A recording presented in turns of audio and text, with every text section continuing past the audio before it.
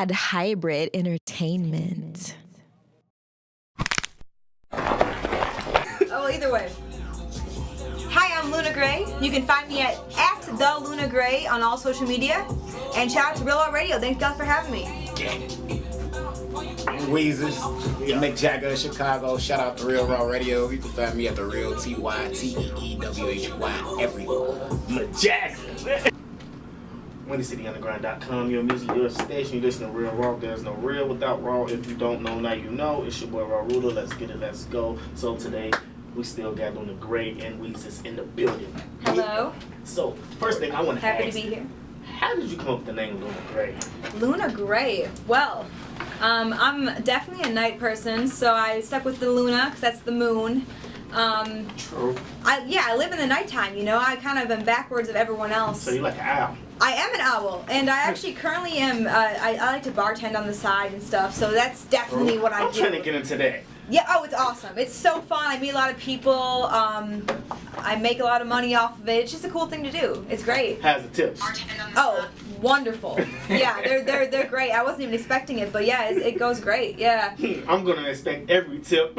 Right? Excuse me, where's your tip? Right, okay, yeah. And they tip like a lot, so it's a great neighborhood to work in. And they drunk too? They tip you a lot. Oh, you know. Well, the drunks either tip great or horrible. That's the thing. When they're drunk, they either tip like, oh my god, like this is like 10 times what it's supposed to be, or it's like $1.50 for like 20 drinks, and you're like, oh my gosh, you know. Did you ever get one of them, them smart ass tips like stay out of dark alleys? Do you ever get things like that? I mean, I've really only gotten numbers. It's the only tips I've gotten. Right. Money. It could be some rude people out here like myself. I'll tell somebody in a minute, I'm not giving you no tips. No, I've never had that happen. Not yet. Don't walk down a block as a delivery man. We will rob you. No, I sure hope not. Yeah, that's a great point. I walk home, so we're gonna keep that on the hush, on the down low. So Luna. I mean, I'm a night person. I like the night, so I kind of go by Luna. And Gray.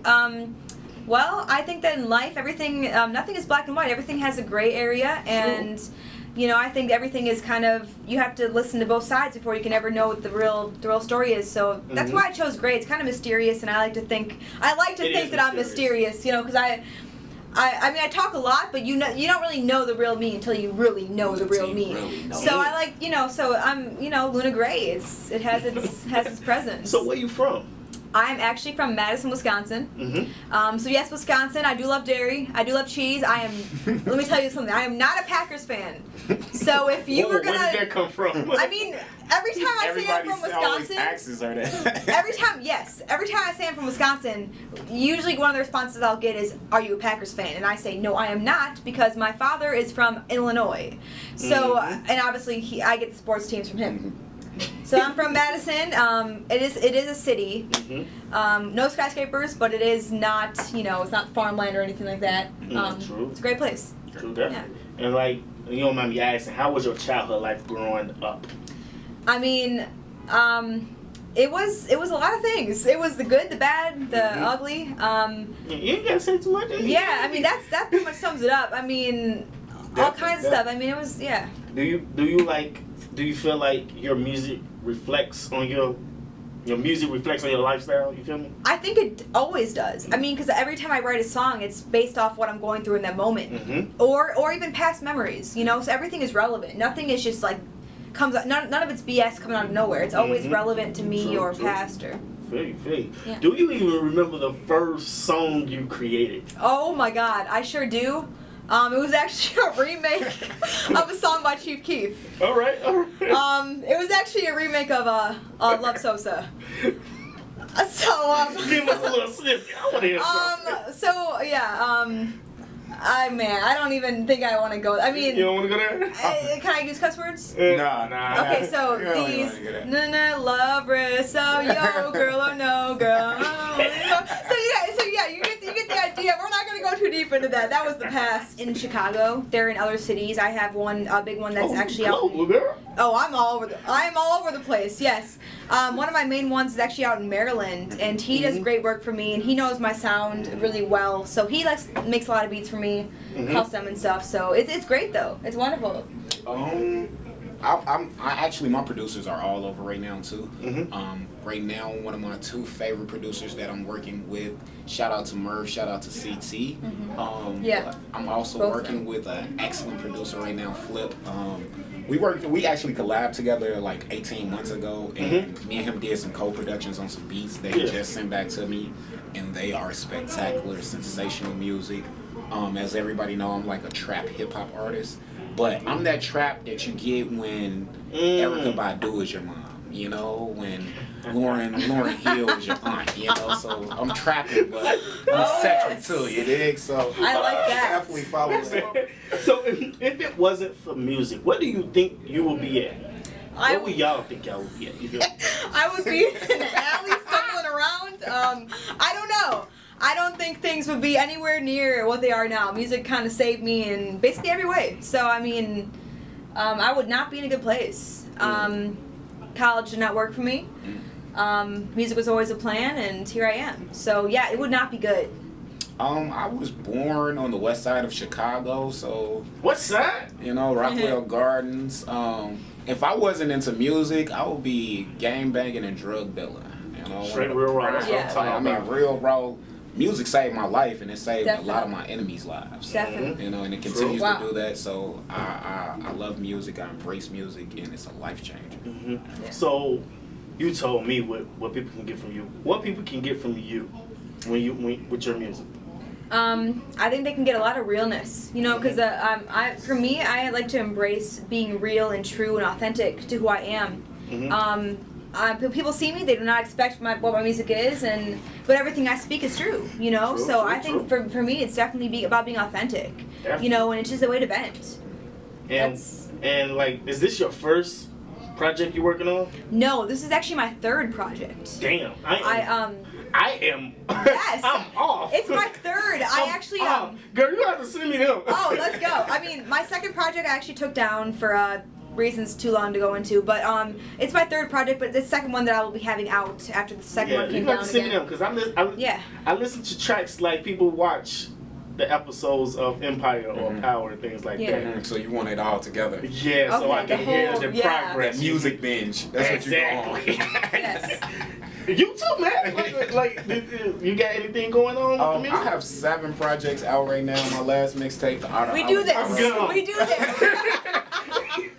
We definitely do this. Let me shout out to Nas' father, Aladara, first off. My last project is titled The Art of Aladara, originally called The Art of God is Good. He came in and co-hosted and kind of like gave me a co-sign on that project.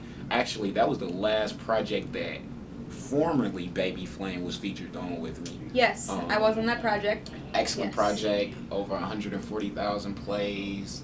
Monumental for my career, definitely gave me the shine. Shout out to everybody that started fucking with me after that project. But now I got my 8th project coming, Draped in Chains, which is an EP. Draped in Chains. I'm a guy that loves titles. What did that mean? Draped in Chains. Actually, people think because like I'm this trill ass, gold wearing ass guy, like it stands for me in jury. But actually, Draped in Chains is this is me being transparent as an artist because I love it. So I was raised in Chicago as a ward of the state, you know. So my chains come from the life chains that I have attached to me that binds me to this city and binds me to a particular lifestyle. Like no matter how much of a hippie that I'll become, I've always have to acknowledge my street roots. And those are the change factors. So I'm draped in.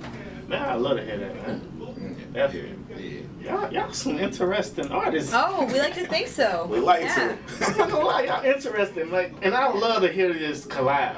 Honestly. I want to hear this collab. Awesome. Like, man, our collabs is. Yeah, we bring fire every time we collab. We click. We do good stuff. Yeah. Shit. So like, how long does it take for y'all to create a project? A project. Like, what's the patience like? What is it like? I mean, it depends, because you know, like some projects, like you'll have songs that you made prior, and they'll end up making a new project. But I would say probably just a couple months. I mean, some songs I can write in 10 minutes. Some songs take me weeks of going back to that same song. So it really varies a lot. But I would say probably like, you know, 2-3 months just of the music itself, and then promotion, everything else, planning, plotting takes much longer than the actual music. Mm-hmm. Yeah. Is what I think. Yeah, I agree about. I mean, out of all the projects that I've ever dropped, I usually take about a 6 to 7 months time of composing that actual project. It takes time. It takes time. I mean, and then once you decide what type of project it is compared to an album, an EP, and a mixtape, that tailors what type of work you have to put into it. A mixtape is more lackadaisical. I mean, it's still a very, very intense project, but it's so much music, there's no perfection in it. You're trying to perfect engaging the audience. It's not really the perfection of the tracks themselves. Oh, wow. EPs and albums are more of perception perfection. So you want your audience to engage with that whole project. So it's not the perfection. It's not the perfection. It's collective. More. It's the collective of itself. Yeah. And then you're like from those EPs and those albums and those LPs, you develop those are your legacy packages. With your mixtapes, those are more of your momentarily packaged. Your samples of what you're capable of. That's when you're having fun and you're building your buzz and you're building your name, or you got booked for more shows than you got music. So now you got to freestyle a little bit. Right. So definitely a dream. Do you guys feel like when you get into, like, when you turn up and you take off, you feel like you're going to change into like a business, or you going to keep it strictly music? We're business now. Business already. Yeah, businesses. I mean, I'm not saying like you're not in business. I'm saying like as in, would you switch it up into like clothing line, anything like that? Oh yeah, or any type of that's guaranteed. Those things I think I mean, I like art all around. I'm an artist all around. So everything that has to do with all that, you know, I mean, I just believe in being creative in general. True. So, I do have my own clothing line already, herbalifecollective.com. Why you retail me? Yeah, we do this. I keep saying that. mean, we do this. That's our quote. We do this. I thought you were making a song called "We Do This." Yeah, like right. That's what I'm thinking. I might have to write that down. We do this. But yeah, I have a clothing line. I also design for a couple of designers here in Chicago. Wow. Yeah, definitely. Shout out to Iridium. Shout out to Create the New World, LaTon Jones. My clothing line is actually a cannabis friendly 420 line. We backed by a couple of cannabis supporters, politicians here in the States. We've had our brand for probably about 6 or 7 years now. We just got to the point where we have an e-commerce now. herbalifecollective.co again. You could come find all our new pieces there. We actually just dropped a shirt for Gucci Man like 2 weeks ago. Creative design, welcome home Gucci, I love you. I did that personally for you, so if you're listening to this interview, you know, I'm free at 10:17 tonight. 10:17. Just because. If y'all got that, if you didn't get that, you're not a Gucci fan. Fair enough. Not at all. So, yeah, it should be interesting. So, do you got any visuals y'all want to let people know about? Yes, I will be dropping a visual very soon. I have a single called Young Goku. It is my latest hit. People love the track, and the video's gonna be even crazier. And that'll be coming out. I can only hope within the next few weeks. Man, I heard that song. I was turned. Oh, great to hear. Yeah. Your videographer played it for me because he was in the works of working on it. Yes, awesome. And I was turned. I'm like, who is this? Right. It's the old girl you just seen. I'm like, what the? She rap? Yeah. Oh, I definitely rap. Yeah. Now I was like, man, I gotta get an interview with her. Yeah. Because she was turned. And then when you send me the other music, I'm like, oh. We do everything. We do this. We do it all. I think I won one foot to the face. Yeah.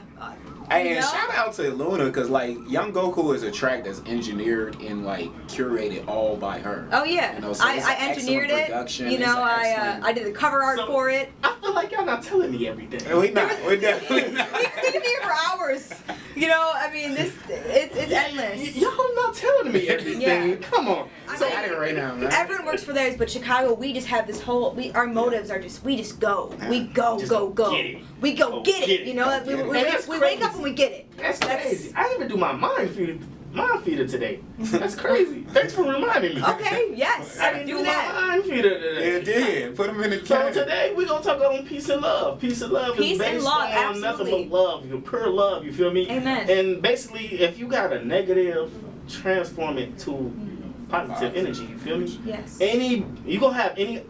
I'm gonna say it like this: life is based on options and obstacles and stuff getting your way. Yeah. What you got to do is you got to get in tune with yourself and transform into positive energy. You feel me? And just adapt to it in a positive way. You feel me? There's so many ways you can put that. You feel me? Yeah, yeah. There's so many ways you can put that. Just do that. If you could do that, I feel like you'll be less stressful.